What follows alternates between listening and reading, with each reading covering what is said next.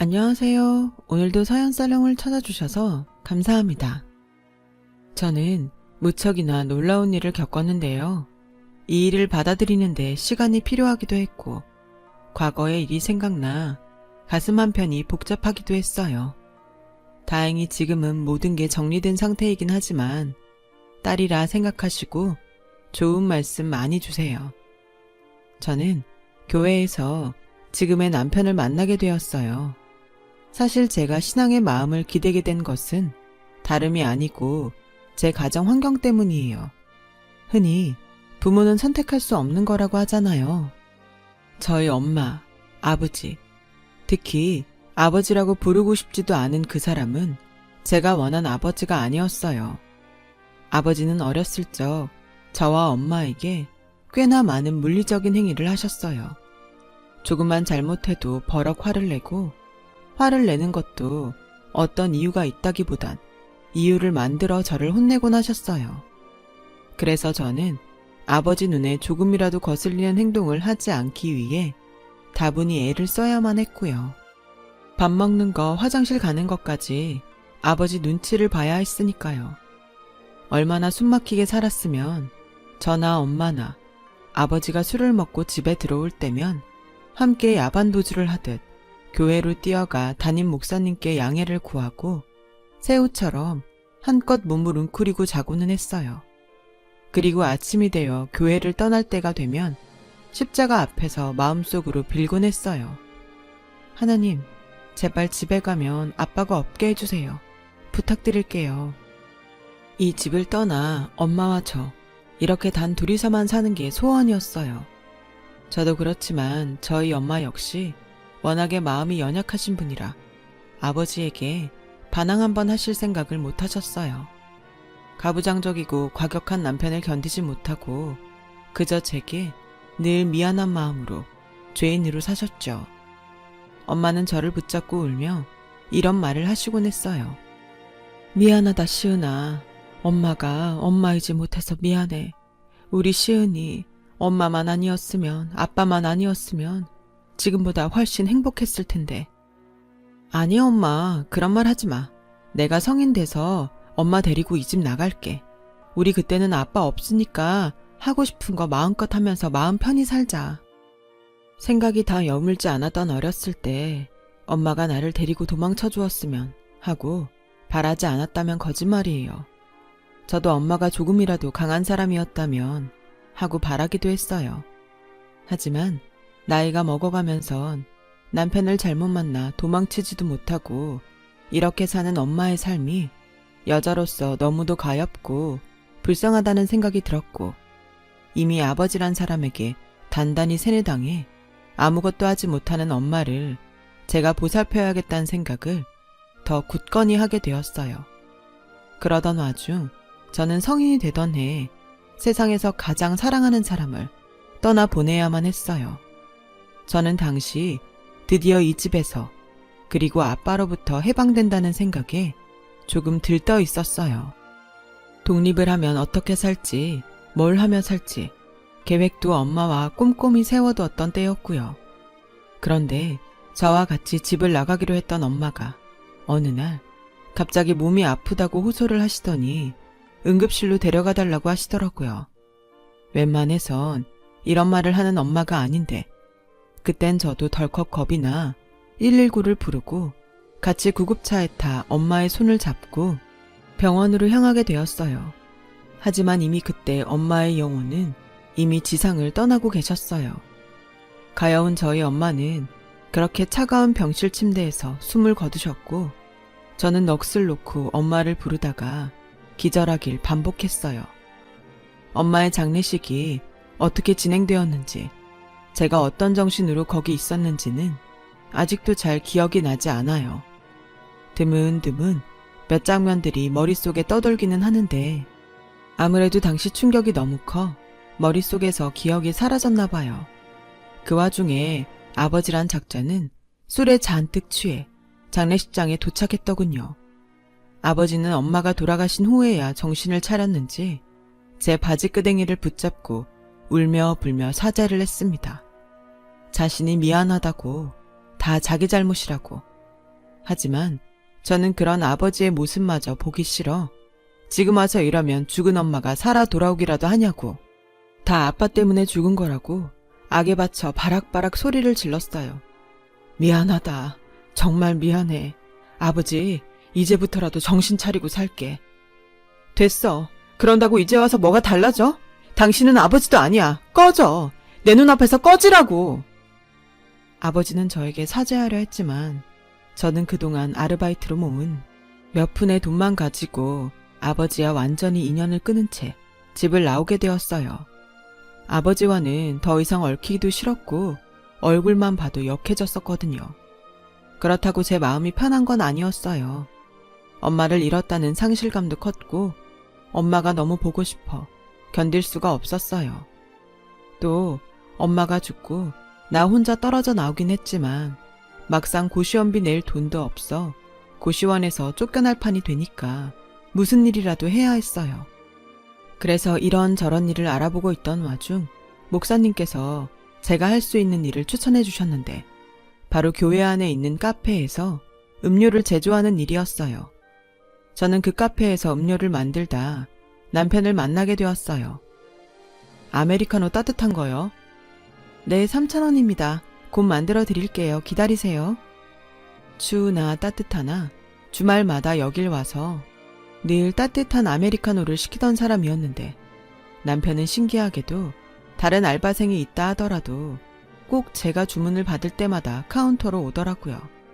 그리고 제가 주문을 받을 때면 이상하게 저를 뚫어져라 쳐다보곤 했어요.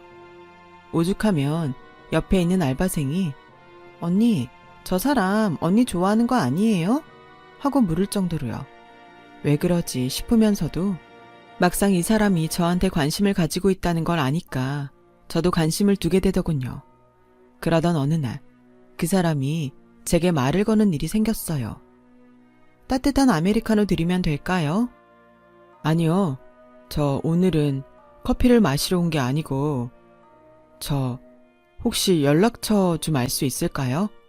아, 사실 제가 오래전부터 지켜봤는데 너무 제 스타일이어서요. 얼굴을 붉히며 더듬더듬 말을 하는데 그 모습이 조금 귀여워 보이더라고요.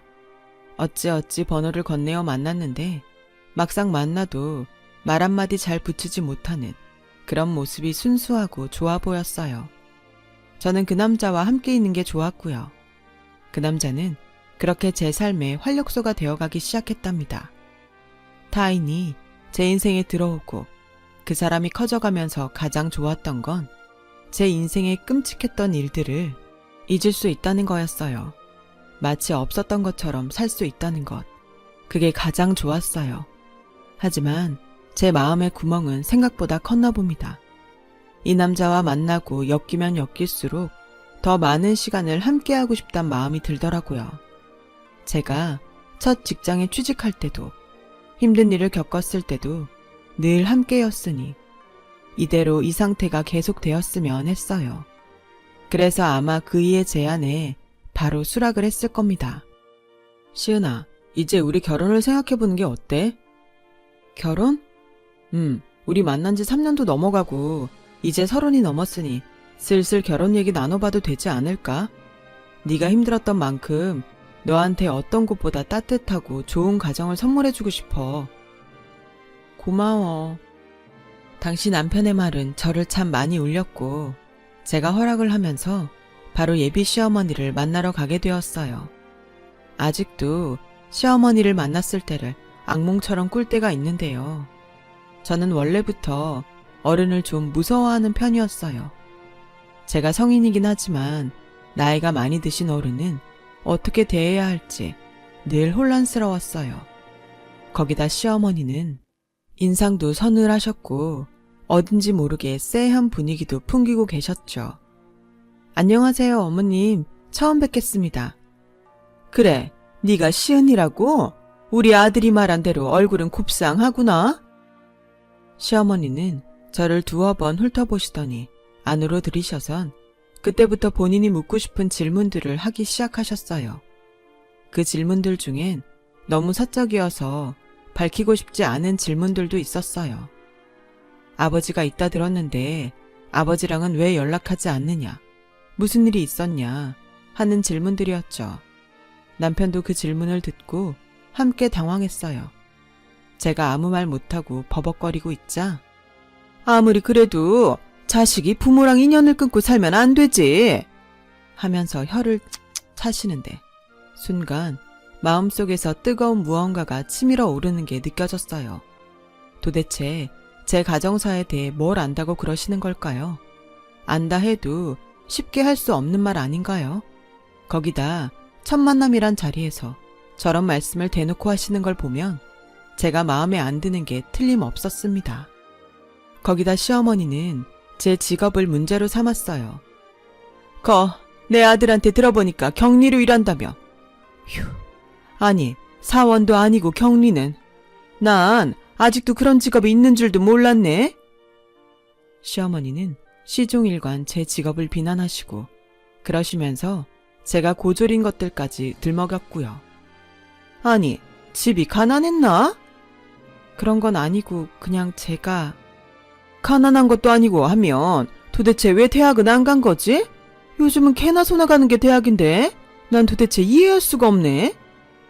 솔직히 말해서 저는 어머니 장례를 마치고 대학 같은 걸 갈 생각은 엄두도 내지 못했어요.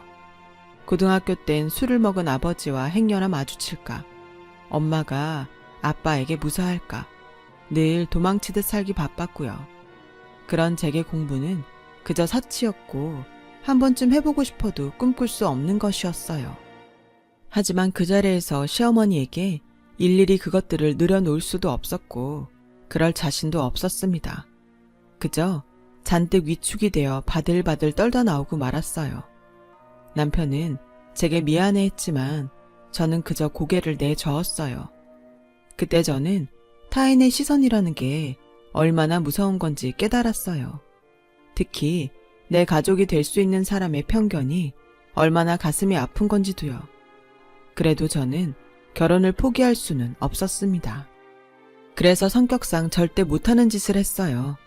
시어머니 댁 앞에 작은 편지나 꽃 같은 것을 놓고 가고 좋아하시는 간식거리, 건강식품 이런 것들을 퇴근길에 두고 집으로 가곤 했죠.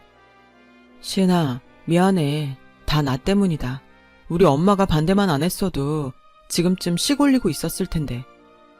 아니야, 나는 괜찮아. 그냥 조금 미뤄지는 것뿐인데. 원래 우리 계획도 내년쯤이었잖아. 돈도 모으고 좋지. 남편에겐 차마 솔직한 심정을 고할 수 없어 애써 웃으며 씁쓸한 마음을 꾹 눌렀어요. 그런데 제 소원이 이루어지기라도 한 걸까요? 어느 날 시어머니가 갑작스레 저희의 결혼을 허락해 주시는 일이 생겼어요.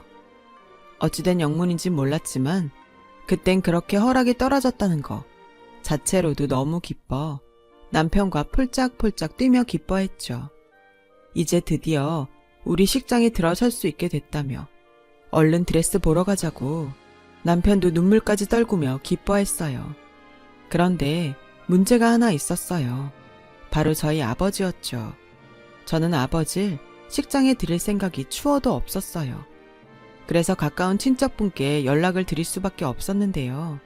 시어머니는 이 과정을 꽤나 마음에 들어하지 않으셨지만 남편이 무슨 언질을 한 건지 저에게 대놓고 뭐라 하시진 못하더라고요. 그저 눈치로만 시어머니의 험악한 분위기를 느끼고 있었죠. 그렇게 어렵게 식을 올리고 난 후엔 저희만의 작은 신혼집으로 들어가게 되었는데요. 사실 서울에서 저희가 모은 돈으로 구할 수 있는 집은 대출을 껴도 10평대의 빌라였어요. 무리를 한다면 조금 더 좋은 집을 구할 수는 있겠지만 남편도 저도 그걸 원하지 않았고 저희끼리 소박하게 시작하는 게 좋다고 생각했기 때문에 흔쾌히 이 집을 고르고 나름대로 아기자기한 소품들을 구매해 열심히 집안을 꾸몄답니다. 그리고 시어머니를 초대했는데요.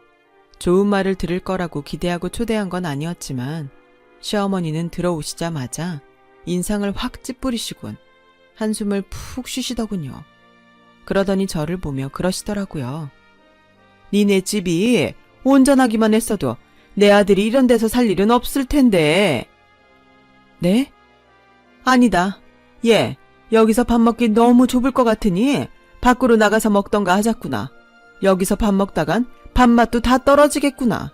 대신 저녁은 내가 사마. 시어머니는 이런 집에서 살게 된 것도 모두 제 집안 탓이라 여기는 것 같았어요. 아니, 그랬어요. 거기다 제 변변치 않은 직업까지. 자기 아들은 그래도 나름 중소기업에서 일하는 회사원이고 자기는 중산층 집안인데 격이 맞지 않는 저 때문에 아들이 이런 고생을 한다고 생각하시는 거였죠. 고기를 먹는 내내 시어머니 말씀이 머릿속에서 계속 떠올라 대화에 집중조차 할 수 없었어요. 제 안색이 좋지 않자 남편이 약 사다 줄까? 당신 안색이 안 좋은데? 하고 물으니 시어머니는 안색이 안 좋긴. 얘, 너 결혼식 이후에 살 많이 쪘지? 티 많이 난다. 몸 관리도 하고 그래라. 여자가 너무 퍼질러 있으면 못 써. 라고 하시더군요. 그 말을 듣고 저는 이제는 도저히 안 될 것 같다 싶어 급히 자리에서 일어섰습니다. 그리곤 바람 좀 쐬고 올게요 하고 나갔죠. 정신없이 몰아닥치는 바람을 맞는데 이대로 시간이 멈춰버렸으면 싶더군요. 저를 눈의 가시처럼 여기시며 제 모든 걸 마음에 안 들어 하시는 시어머니가 원망스러웠어요. 그래도 딴에 노력한다고 어머니 어머니 하며 결혼식 전에도 후에도 챙기려 했는데 새삼 제가 뭘 했나 싶더라고요. 그런데 일은 이걸로 끝나지 않았어요. 제가 남편과 신혼생활을 즐기고 있을 무렵이었는데요. 처음으로 가정이란 울타리가 생기고 그 안락함에 흠뻑 빠져 있었을 때였어요. 어느 날 집에 들어왔는데 집이 잔뜩 어지러져 있고 물건 위치마저 바뀌어 있더군요. 덜컥 겁이 났어요. 이 동네가 치안이 좋지 않다는 말을 주민 어르신께 들은 적이 있었거든요. 저는 곧바로 경찰에 신고를 하려 했습니다. 그런데 갑자기 남편이 잠깐만 하고 저를 막더니 한숨을 푹 쉬더군요. 우리 어머니가 왔다 가셨나 봐. 어? 어머님이? 어머님이 왜? 내가 저번에 비밀번호를 가르쳐드린 적이 있거든. 반찬 주신다고 물어보셔서. 근데 이렇게 어지럽히고 가실 줄은 몰랐네. 남편은 미리 말 못해 미안하다며 주섬주섬 어지럽혀져 있는 걸 치우기 시작했어요. 솔직히 저는 황당해 뭐라 말을 잇지 못하겠더라고요. 아니, 그렇다고 해도 어떻게 아들 혼자 사는 집도 아니고 며느리가 같이 사는 신혼집을 덥석덥석 말도 없이, 게다가 이 집에서 친구들과 놀기라도 하셨는지 화투에 막걸리를 먹은 흔적까지 있더라고요. 저는 그날 남편을 붙들고 진지하게 말했습니다. 어머님한테 잘 말씀드려서 여기에 오지 않게 해달라고요. 여보, 어머님이 우리 신혼집 이렇게 오시는 건 아닌 것 같아. 솔직히 나한테 엄마가 있었다 하더라도 이런 행동은 못하게 했을 거야. 당신은 모르겠지만 며느리로서 난 무지 불편해. 우리가 어떻게 사는지 감시당하는 느낌이라고. 맞아, 당신 말이. 알겠어. 내가 잘 말할게. 기분 풀어. 남편이 그날 저를 달래주어 망정이었지 그러지 않았다면 잠도 오지 않았을 겁니다. 다음날 출근이라 어찌어찌에 잠에 들긴 했지만 어쩐지 시어머니의 이런 태도는 불길하기 그지 없었어요.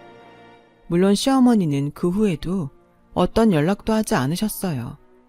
자기가 이 집에 잠깐 들렀다, 친구들과 놀았다 와 같은 어떠한 말도 없었고 그저 자기 친구들이랑 논 얘기, 저희 집 살림살이에 대한 잔소리들만 쭉쭉 늘어놓으셨어요.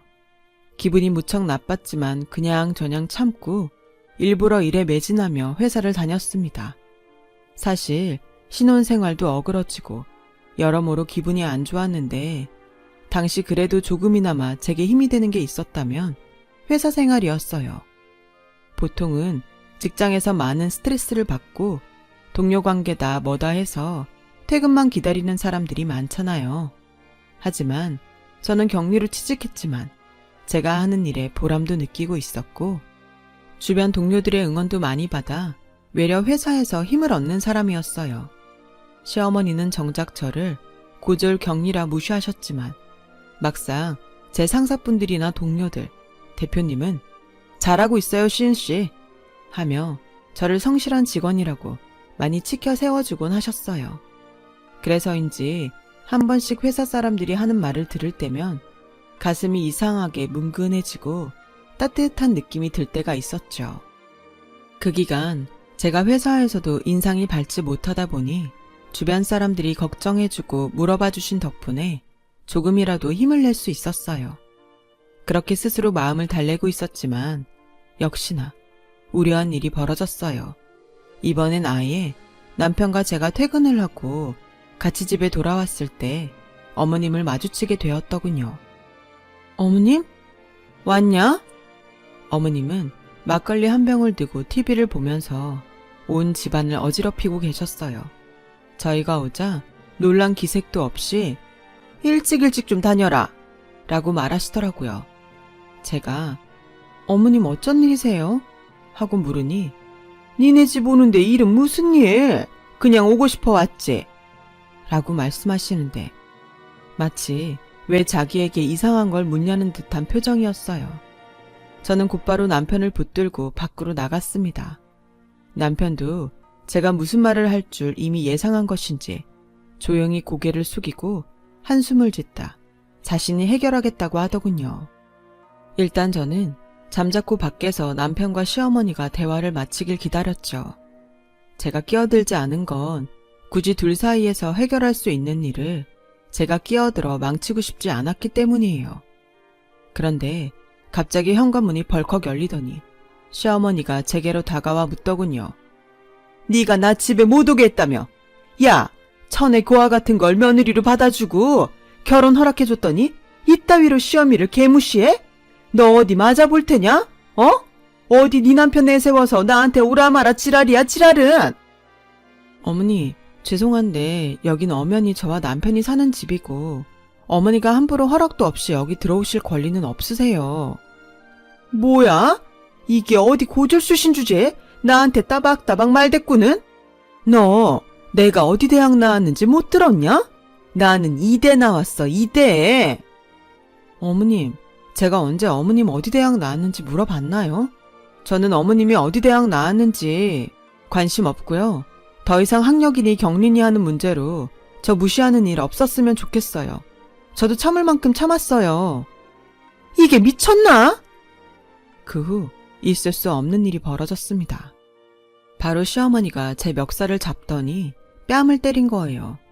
순간 눈앞이 하얘져 제게 무슨 일이 벌어진 건지 인식조차 제대로 하기 힘들더라고요. 시어머니는 제 머리채를 잡고 흔들었고 거기서 그치지 않았습니다. 동네방네 다 들리도록 꽥꽥 소리를 지르면서 천하의 시애미를 짓밟고 무시하는 며느리가 있다! 면서 난리를 치더라고요. 제 남편이 달려나와 시어머니를 끌고 차에 태워서야 사태가 끝났지만 그때까지도 시어머니는 계속해서 제 이름을 부르며 가만두지 않을 거란 협박을 하셨어요. 그리고 정말 무서운 일은 그때부터 벌어지더라고요. 시어머니는 하루가 멀다 하고 제게 전화해 사과를 요구하셨어요. 고아에 격리에 가진 거 없는 니까지 거한테 내가 그런 수모를 당했으니 사과를 받으셔야 한다는 거였어요. 당연히 저는 납득할 수 없었고 저는 그런 시어머니의 분에 찬 목소리를 듣고 있다 조용히 전화를 끊기 일쑤였습니다. 사실 전화를 차단할 수도 있었지만 제 나름대로의 항전 방식이었어요. 그렇게 해서라도 시어머니에게 굽히고 싶지 않다는 의사를 전달하고 싶은 거였죠. 시어머니 역시 제가 그리 나오니 더 기가 막히고 버르장머리가 없는 년이라며 제게 사정없이 욕설을 해대더군요. 제게 한 욕설은 지금 여기에 쓰기에도 난감한 수준의 그런 욕들이었어요. 성인이 되고 난 이후론 당연히 처음 들어본 욕설이었죠. 들을 때마다 수치스러워 똑같이 되받치고 싶은 마음이 절로 일더라고요. 그리고 몇 가지 말들은 어린 시절 아버지가 제게 했던 것들을 연상케 하기도 했죠. 남편은 중간에서 무척이나 난처해했어요. 한창 행복해야 할 신혼생활이 자기 어머니로 인해 어그러진 것에 대한 미안함과 이 상황을 어떻게 중지해야 할지 몰라 당황스러워하는 게 느껴졌어요. 여보, 미안해. 정말 할 말이 없다. 근데 나도 어떻게 해야 할지 내가 어머니랑 그렇다고 인연을 끊고 살 수도 없는데. 저는 그때 처음으로 남편에게 답답함을 느꼈어요. 적어도 제가 믿고 결혼한 사람이었기에 이런 상황에서 어떻게 헤쳐나갈지에 대한 판단 정도는 갖추고 있을 줄 알았는데, 솔직히 말해 남편은 해결할 의지도 딱히 없어 보였어요. 그저 저에게 우리 엄마가 아빠 돌아가시고 난 후 성격이 변했다는 둥, 원래 술은 입에도 대지 않는 사람이라는 둥, 자기 어머니에 대한 변명을 늘어놓기 바빴어요. 근데 며느리 뺨까지 때려놓은 시어머니에 대한 변명 같은 거 저는 듣고 싶지 않았어요. 그래서 그 길로 선언했습니다. 나는 어머니를 이제부터 시어머니로 받아들일 생각이 없어. 명절날도 가지 않을 거고 다른 경조사도 마찬가지야. 어머님께도 오늘 그리 문자 보냈고 여기까지가 내가 할 수 있는 최선이야. 더 이상은 나도 못 참아. 이제부턴 당신이 알아서 해결해줬음 해. 적어도 내가 어머님께 험한 말 듣지 않도록. 그 정도는 당신이 해줄 거라 믿어. 여보, 꼭 그렇게까지 해야겠어? 꼭 그렇게까지? 내가 이렇게 안 하면 어떻게 해야 하는 건데. 뺨 때린 어머님한테 가서 무릎 꿇고 가진 거 없어 죄송한데 어머님 집에 못 오시게 더 죄송하다고. 어머님이 원하시는 사과를 해야 한단 거야? 아니, 내 말은 그게 아니고. 알겠어. 사실 나도 힘들어서 그랬어.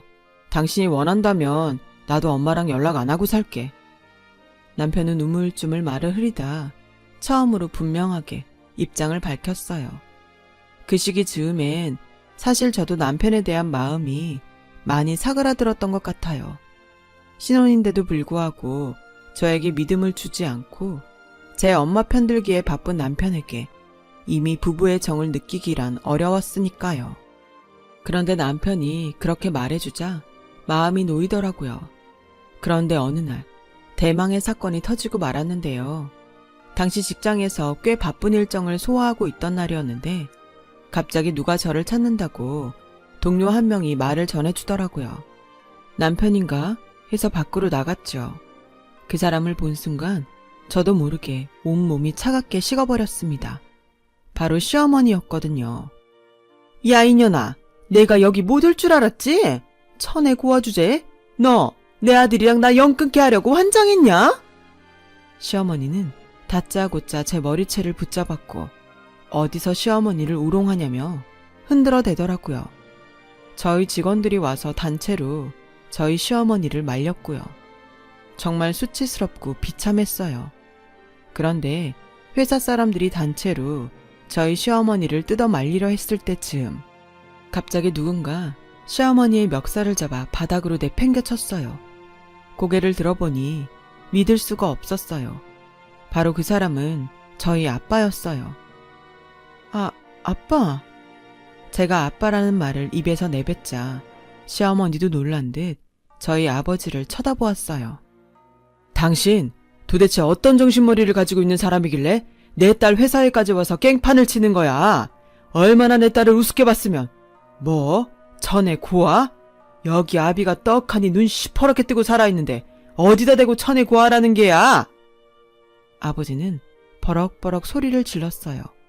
그러자 시어머니는 무서움을 느꼈는지 꼼짝하지 못하고 부르르 입만 떨었어요. 그리고 아버지는 밖으로 나가 얘기하자며 시어머니를 일으켜 세워 회사 건물 밖으로 끌고 나갔어요. 저기 진짜 내 아버지 되는 사람이냐? 그게 맞소. 내가 얘 아버지요. 지금까지 지은 죄가 있어 떳떳이 나타날 수가 없어서 그저 주위만 빙글빙글 맴돌고 있었지만 내 딸이 이런 수모를 당하고 있는데 안 나타날 수가 있겠어?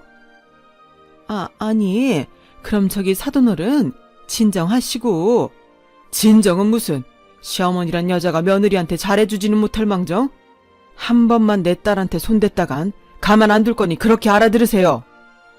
저희 아버지 기세에 눌려 시어머니는 찍소리도 하지 못하고 계속 제 눈치만 보았어요. 저도 그때까지 아버지가 제 눈앞에 있다는 사실에 놀라 아무 말도 할 수가 없었습니다. 그때 저조차 상황을 받아들이기도 힘들었어요.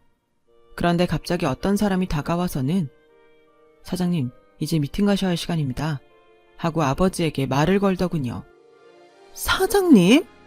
저희 시어머니가 아버지를 향해 사장님이냐고 더듬거리며 묻는데 저도 놀랄 수밖에 없었어요.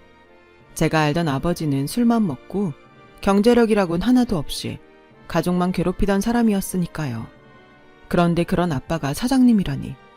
아버지는 시어머니의 말에 명함을 한 장 꺼내시더니 시어머니 손에 쥐어주며 저 앞 건물 보이시죠? 제가 저기 건물 회사 운영하는 사람입니다. 앞으로 내 딸 괴롭히면 내 인맥, 재력, 모든 걸 총동원해서라도 당신 아들 똑같이 괴롭혀 줄 테니 그리 아시오. 라고 말씀하셨어요. 슬쩍 보니 아버지 명함엔 뉴스에서 한 번쯤 들어본 적 있는 건설회사 이름이 적혀 있었고 시모는 그 명함을 보며 덜덜 떨기만 했어요. 다음에 다시 만나 얘기하자. 찾아가마. 아버진 다음에 다시 만나 이야기를 하자며 뒤돌아 검은색 리무진에 타셨어요.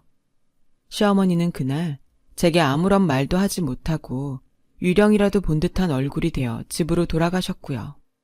며칠 뒤 저는 다시 아버지를 만나게 되었고요. 그간 하지 못한 이야기들도 많고 나눠야 할 이야기들도 많았으니 저나 아버지나 긴장이 되긴 마찬가지였어요. 처음 조심스레 말문을 여신 건 아버지였어요. 일단 너에게는 무척 미안하다. 하나밖에 없는 자식에게 했던 몹쓸 짓들을 생각하면 눈물만 앞을 가리는구나. 내가 젊은 날 너와 엄마를 너무도 못살게 굴었어. 너에게 용서를 바라고 온 것은 아니다. 그저 내가 조금이라도 잘 살 수 있었으면 해서 나타난 거야. 네 엄마가 죽고 난 후 노가다판에서 어떻게든 돈이라도 벌어 너한테 쥐어주려고 살았는데 하늘이 도운 건지 노가다판에서 나와 친구를 도와 하던 일이 잘 풀려 같이 회사를 차렸고 그게 성공하게 되었다. 그때 가장 먼저 네가 생각이 났는데 너한테 경제적으로라도 도움을 주고 싶었는데 막상 네 앞에 나타나려 하니 용기가 없었어. 네가 날 반길 것 같지도 않고. 널 찾긴 했다만 이미 남편과 잘 살고 있는 내 인생에 내가 괜히 장애물만 될 것 같았단다. 그래서 나타날 수가 없었다. 미안하다. 정말 미안하다. 네가 그리 힘들게 사는지도 모르고. 아버지는 그 뒤로 말씀을 잊지 못하고 한참을 아이처럼 흐느끼시더군요. 저는 그런 아버지를 잠깐 바라보다 옆으로 다가가 휴지를 건네드렸어요. 그렇게나 제게 무섭고 끔찍했던 아버지였는데 막상 늙고 점잖은 모습으로 와 참회하는 모습을 보이니 가슴 안에 이상한 연민이 생기더라고요. 아버지는 지갑 속에서 닳고 다른 제 사진 한 장을 꺼내며 보고 싶을 때마다 봤다고 말하며 널 이렇게라도 볼 수 있어 저에게 너무 고맙다고 엉엉 우셨어요. 그리고 저는 그런 아버지와 함께 조용히 시간을 보내다 아버지가 울음을 그치고 진정하셨을 때쯤 회사 밖을 빠져나왔어요. 아버지와의 만남 이후론 제게도 시간이 필요했어요. 아버지를 용서하고 받아들일 시간도 필요했고 그게 맞는지에 대한 부분도 생각해 보아야 했어요. 더군다나 아버지께서 제게 참회의 의미로 당신이 가진 재산 전부를 주고 싶으시다고 하셨기 때문에 남편과도 이 일을 상의했어요. 그 결과 일단 지금은 아버지와 얼마 남지 않은 시간, 여느 다정한 부녀지간까지는 아니지만 그래도 한 달에 한 번 밥 한 끼 같이 하며 조금씩 거리를 좁혀나가고 있어요. 비록 많은 대화가 오가고 있진 않지만 간간히 서로의 안부도 챙겨주고 있고요. 시어머니는 당연히 저희 아버지의 재력을 확인하시곤 그 뒤로 제게 찍소리도 못하시고 계시고 하시는 모든 말씀마다 제 눈치를 보기 바쁘세요. 솔직히 아버지 덕에 이렇게 됐으니 참 고소하긴 해요. 한편으론 돈 앞에 바짝 엎드려 뭐라도 타낼 수 있을까 싶어 제 비위 맞추려는 시어머니의 모습이 꼴보기 싫기도 하고요. 어쨌든 저는 아버지와 힘겹게 과거의 상처를 씻고 화해를 해나가는 중이에요. 잘 이루어질지는 모르겠지만 여러분들께서 부디 저희 부녀가 지금보다 훨씬 좋은 방향으로 나아갈 수 있길 빌어주신다면 너무 감사할 것 같아요. 또 하늘에 계시는 저희 엄마가 부디 아버지와 화해하려고 결심한 저의 선택을 옳았다고 말씀해 주셨으면 좋겠네요. 사연 들어주신 분들 모두 건강하시고 하시는 모든 일 잘 풀리시길 바랍니다. 여러분, 사연 댓글에 응원과 현명한 조언 부탁드려요. 좋아요와 구독은 저에게 큰 힘이 됩니다. 오늘도 좋은 일 가득하세요.